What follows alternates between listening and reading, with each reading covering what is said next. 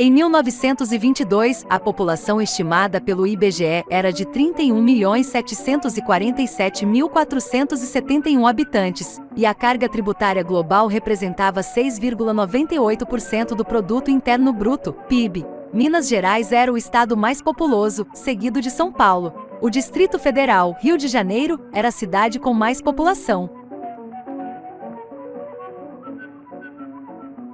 Logo no início daquele ano, nos dias 11 a 17 de fevereiro, no Teatro Municipal de São Paulo, ocorreu a Semana de Arte Moderna.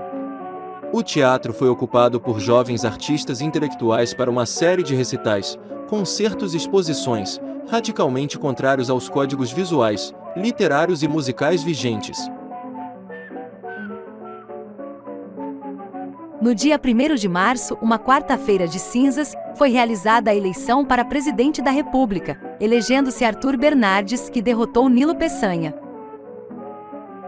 Ainda em março, um pequeno grupo de comunistas, anárquicos e sindicalistas fundou, em Niterói, o Partido Comunista do Brasil. 3 meses depois, o governo colocou o Partido Comunista na ilegalidade.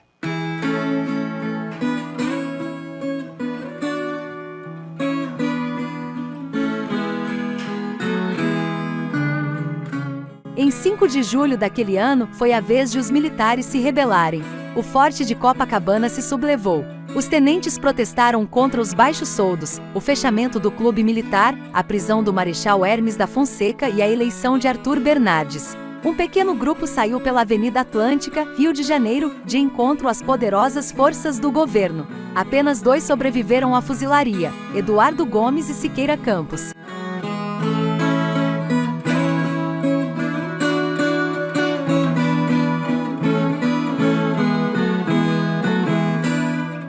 Em 7 de setembro de 1922, comemorou-se em todo o Brasil o centenário da independência. Os festejos foram maiores na capital, Rio de Janeiro, com a inauguração da Exposição Internacional do Centenário, com participação de vários países e de estados brasileiros. Pavilhões foram construídos para um dos maiores eventos do país. A exposição do centenário atraiu milhares de visitantes, inclusive do exterior. Terminou em meados de 1923 e muitos pavilhões foram demolidos.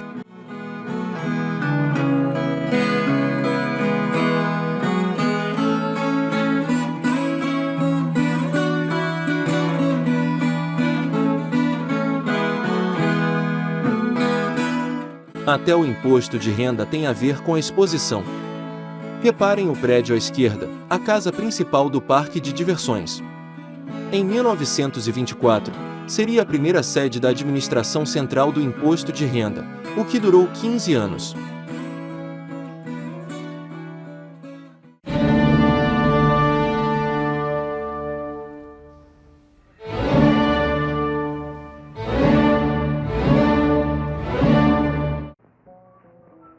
Durante o segundo reinado de Dom Pedro II, algumas tentativas foram feitas para instituir o imposto de renda no Brasil. Todas infrutíferas. Nos 30 primeiros anos da República, tentou-se criar o imposto de renda sem sucesso.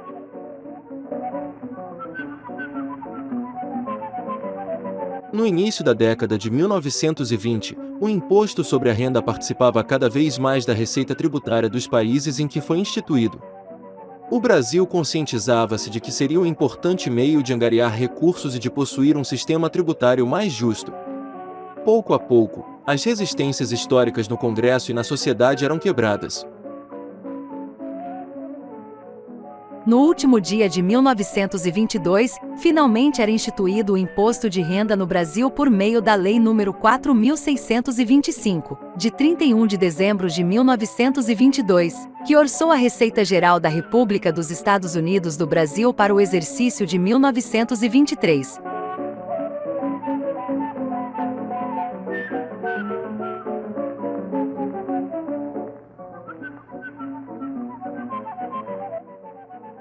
Arthur Bernardes foi eleito presidente da República em março de 1922, mas só assumiu a presidência em 15 de novembro daquele ano.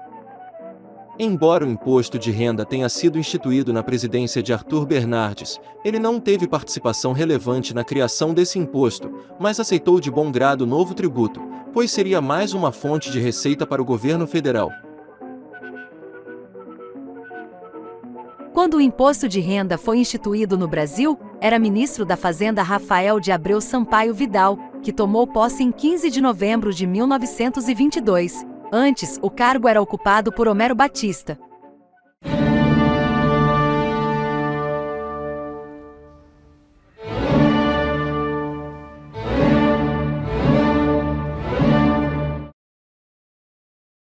Arthur Bernardes enfrentou instabilidade política desde o primeiro dia. Seu governo foi marcado pelo constante estado de sítio.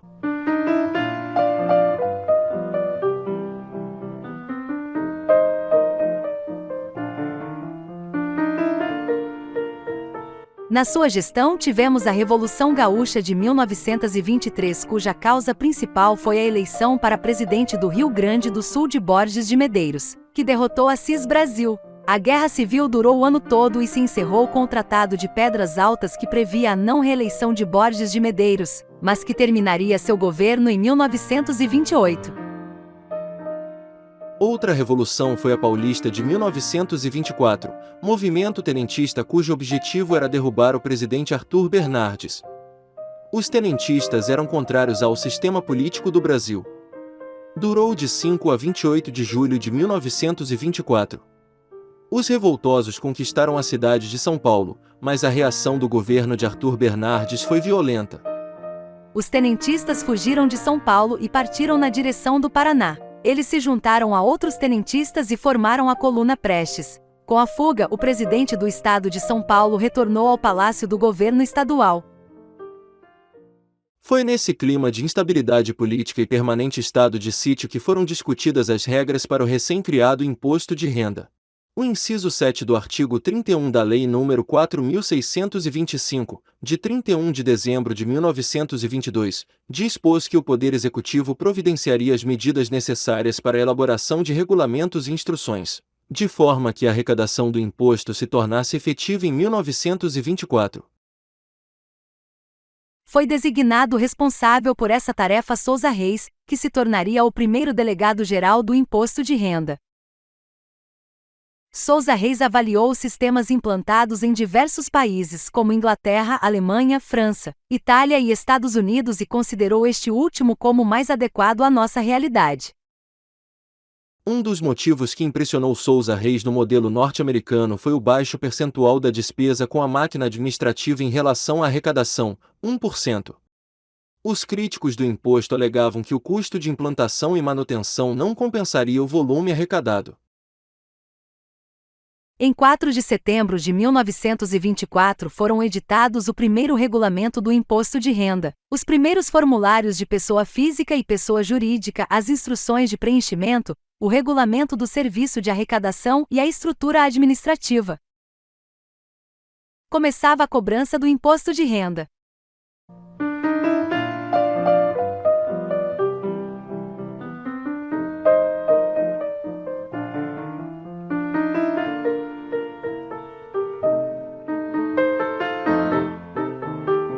Em 1925, o próprio presidente da República, Arthur Bernardes, afirmava que as leis do imposto de renda precisavam ser modificadas para tornar a tributação mais geral e mais justa.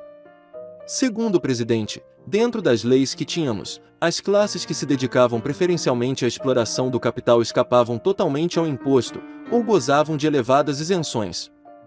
O imposto de renda instituído dessa forma seria inaceitável e prejudicial à economia.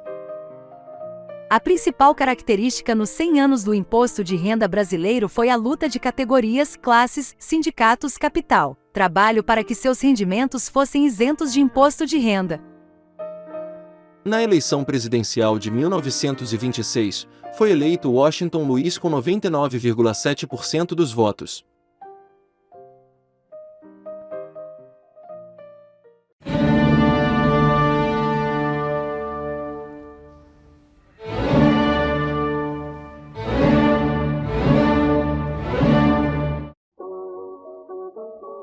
O O governo Washington Luiz foi marcado pela crise mundial de 1929 e pela Revolução de 1930. Foi o último presidente do período que ficou conhecido como República Velha. A crise econômica mundial de 1929, deflagrada com a quebra da Bolsa de Nova York, em 24 de outubro, teve efeitos no Brasil.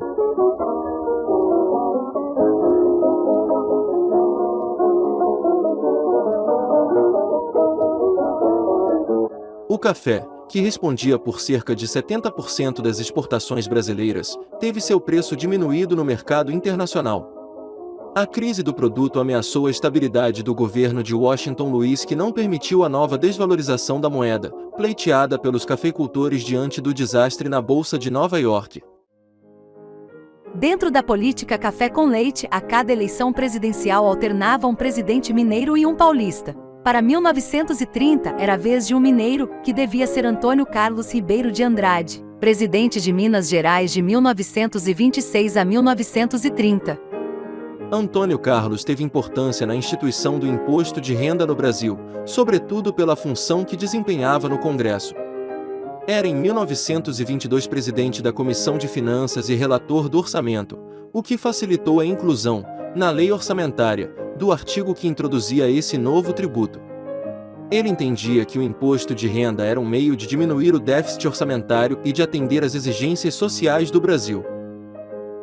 Washington Luiz, no entanto, surpreendeu ao escolher um paulista para ser seu candidato, Júlio Prestes. A partir desse momento, Antônio Carlos passou a conspirar contra o governo de Washington Luiz. Representantes da oligarquia de Minas Gerais resolveram unir-se aos paraibanos e gaúchos para derrubar os paulistas nas eleições e criaram a Aliança Liberal.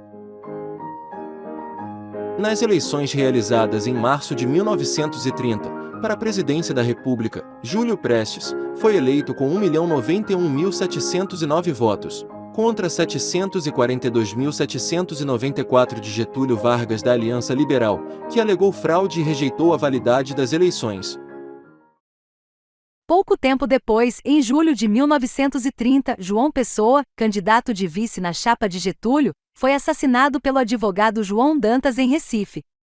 O crime ocorreu por razões pessoais e ligadas à política paraibana, mas a morte de João Pessoa serviu como detonador da Revolução. Em 3 de outubro iniciou-se um movimento armado com o objetivo de derrubar o governo de Washington Luiz e impedir a posse de Júlio Prestes. O movimento foi vitorioso e Getúlio assumiu a presidência.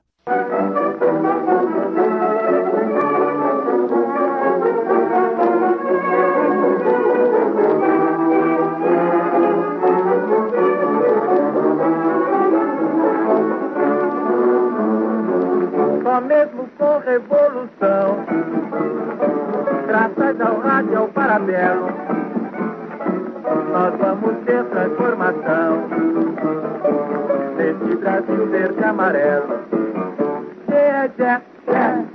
T-U-Tu, L-Li, O, Getúlio.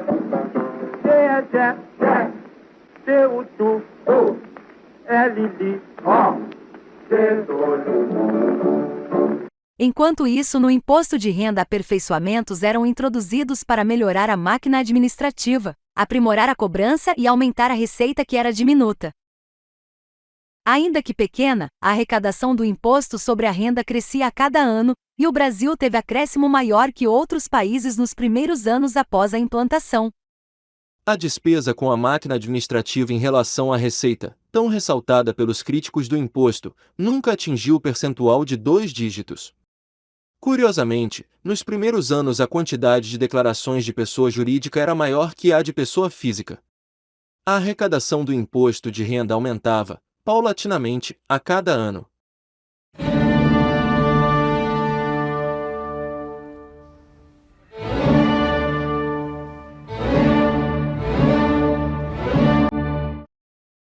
Em 24 de fevereiro de 1932, por meio do Código Eleitoral, a mulher brasileira conquistou o direito de votar e de ser votada, e foram instituídos o voto secreto e a justiça eleitoral.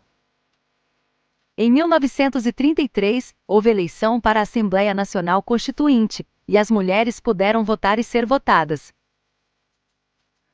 no imposto de renda. Porém, nesse mesmo ano de 1932, houve retrocesso nos direitos da mulher.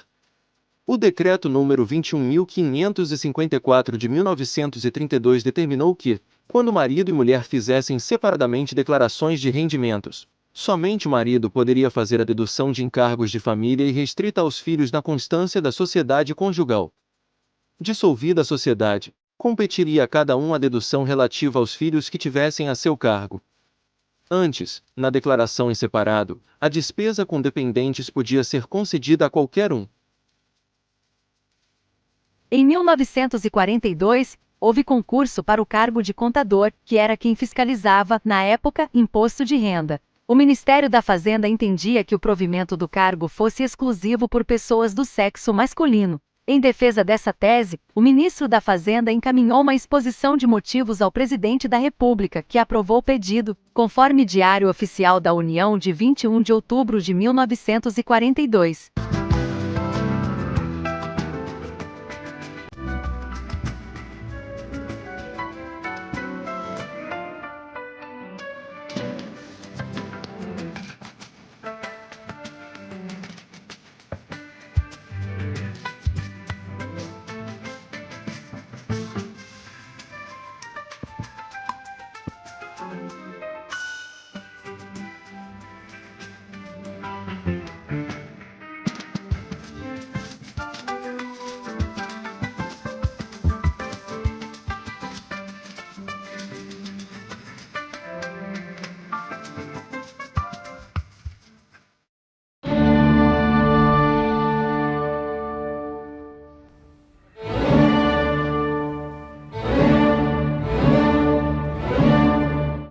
Em 9 de julho de 1932, começou um movimento armado liderado pelo Estado de São Paulo, que defendia uma nova Constituição e não concordava com o autoritarismo do governo provisório de Getúlio Vargas. Ficou conhecido como a Revolução Constitucionalista. Durante quase 4 meses, os paulistas entraram em confronto com tropas fiéis a Vargas e isolados, foram derrotados. O levante não foi em vão, pois em 1934, era promulgada a nova Constituição Brasileira.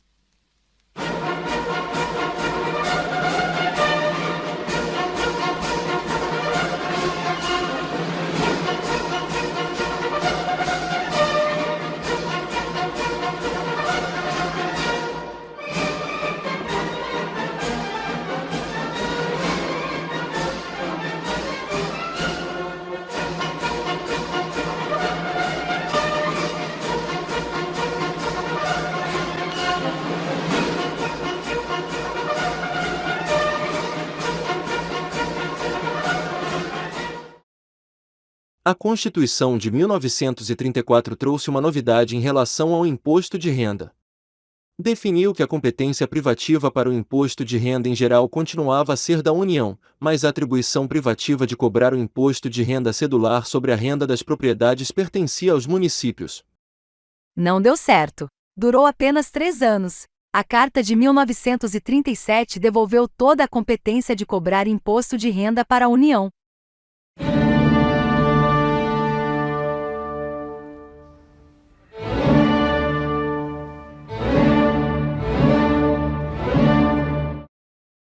A Constituição de 1934 determinava que novas eleições deveriam ser realizadas em 1938 e que Vargas não poderia concorrer à reeleição, pois havia sido eleito presidente indiretamente em 1934. Estavam marcadas para janeiro de 1938 eleições para presidente da República. No dia 10 de novembro de 1937, porém, Getúlio Vargas deu um golpe de Estado e instituiu o Estado Novo. Fechou o Congresso Nacional e outorgou uma nova Constituição. Foi um período ditatorial que durou até 29 de outubro de 1945 e teve um único presidente, Getúlio Vargas. A Carta de 1937 ganhou o apelido de Polaca, pois se baseava bastante em leis da Polônia. Foi escrita pelo ministro da Justiça Francisco Campos. Após a adoção do imposto de renda, uma polêmica surgiu quanto à tributação de imposto de renda sobre os salários pagos pelos cofres públicos estaduais e municipais. Segundo contribuintes, os rendimentos eram imunes com base no artigo 10 da Constituição de 1891. O fisco entendia que eram tributáveis. A discussão se arrastou por vários anos, chegando ao Supremo Tribunal Federal, que confirmou a inconstitucionalidade da cobrança. No final da década de 1930, com base na Carta de 1937, o governo editou o Decreto-Lei nº 1564 de 1939. Tornou sem efeito as decisões do Supremo Tribunal Federal e de quaisquer outros tribunais e juízes que tenham declarado a inconstitucionalidade desses mesmos textos.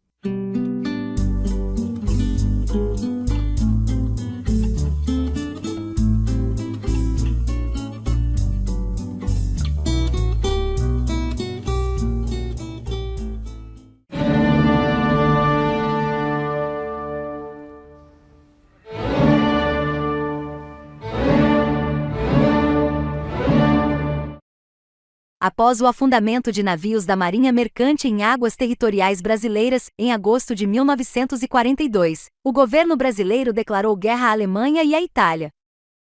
A entrada brasileira na guerra acarretou necessidade de mais recursos financeiros para o erário. Mais uma vez, o imposto de renda foi lembrado para ser uma das fontes de recursos. O Decreto-Lei nº 4.789, de 5 de outubro de 1942, autorizou a emissão de obrigações de guerra. A partir de janeiro de 1943, todos os contribuintes do imposto de renda deviam recolher uma importância igual ao imposto a que estivessem sujeitos, no último exercício, para a subscrição compulsória de obrigações de guerra.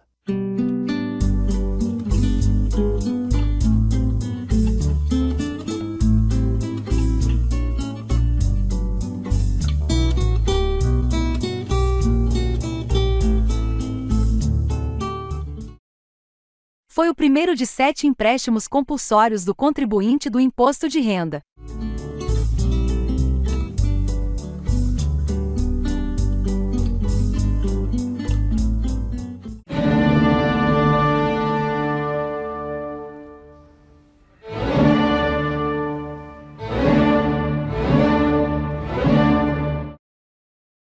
Até 1939, o imposto de importação liderou a arrecadação federal. Na segunda metade da década de 1930, a participação do imposto de importação diminuiu consideravelmente, por 2 motivos principais. 1. A crise mundial, culminando com a Segunda Guerra, trouxe reflexos no comércio exterior e, consequentemente, na receita do imposto de importação.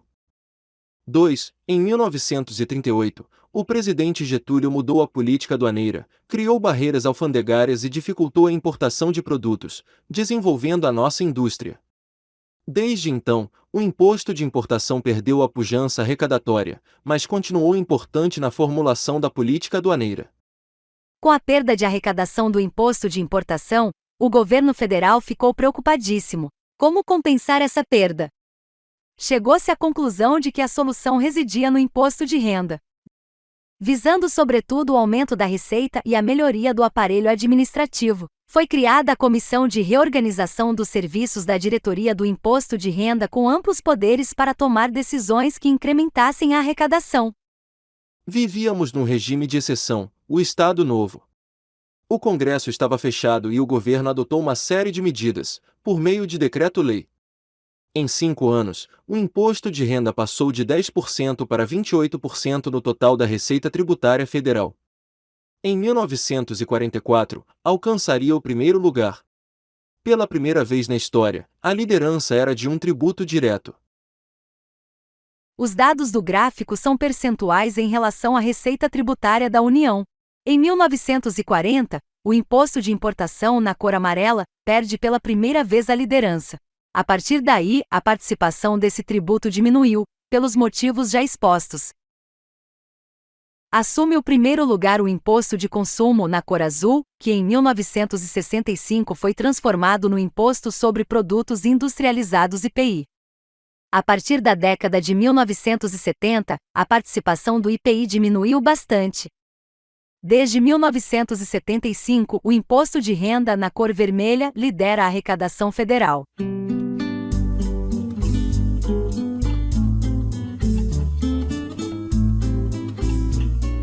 Ao longo da história brasileira, a arrecadação do imposto de renda dependeu da conjugação de vários fatores, sem ordem de importância. 1. Economia. 2. Definição de rendimentos tributáveis e isentos. 3. Tabela progressiva. 4. Fiscalização. 5. Deduções e abatimentos. 6. Incentivos fiscais. 7. Estrutura administrativa e arrecadadora. 8. Facilidade no cumprimento de obrigações tributárias acessórias. 9. Influência dos principais países do mundo.